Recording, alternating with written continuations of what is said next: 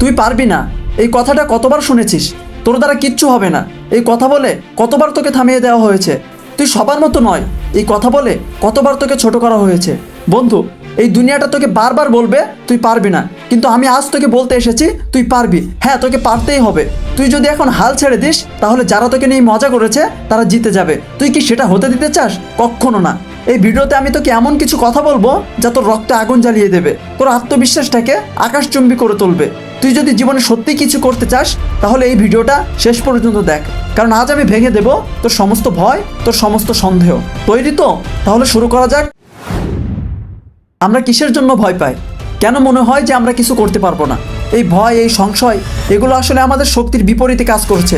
আমাদের মন আমাদের বারবার বলছে তুই পারবি, তোর মধ্যে শক্তি আছে, তোর মধ্যে সাহস আছে, তুই যদি বিশ্বাস করিস তাহলে তুই পারবি। আচ্ছা ভাব, খালিদ বিন ওয়ালিদ রাদিয়াল্লাহু তাআলা, যিনি ইসলামের ইতিহাসে এক বিরাট সেনাপতি ছিলেন, তিনি কি কখনো ভেবেছিলেন আমি কেন পারবো না? যখন তিনি যুদ্ধের ময়দানে একের পর এক বিপদের সামনে পড়েছিলেন, তখন তিনি কি কখনো নিজেকে পরাজিত মনে করেছিলেন? না।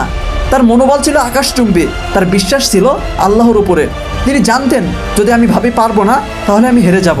তাই তিনি নিজের সর্বোচ্চ দিয়ে চেষ্টা করেছেন। তার ফলাফল কি হলো? তার জীবনে তিনি 100টার বেশি যুদ্ধে অংশগ্রহণ করেছেন, কিন্তু একটিতেও পরাজয় বরণ করেননি। তোর লক্ষ্য যতই বড় হোক, তোর সামনে যতই বাধা আসুক, তুই যদি বিশ্বাস করিস তাহলে তুই অবশ্যই সফল হবি।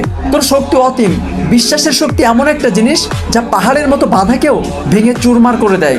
যে নিজের উপর বিশ্বাস রাখে সে কখনো হারে না। হ্যাঁ, এবার একসঙ্গে চিৎকার কর, আমি পারবো, আমি পারবো, আমি পারবো। তোর পথটা যতই কঠিন হোক না কেন, তুই শুধু একটি জিনিস মনে রাখ, যতদিন তুই চেষ্টা করবি ততদিন তোকে কেউ হারাতে পারবে না।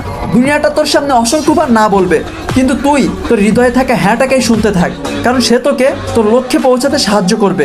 আর আজ থেকে আমি কেন পারবো না এই প্রশ্নটা তোর ডিকশনারি থেকে মুছে ফেল এবং নিজেকে বল আমি পারবো, আমাকে পারতে হবে।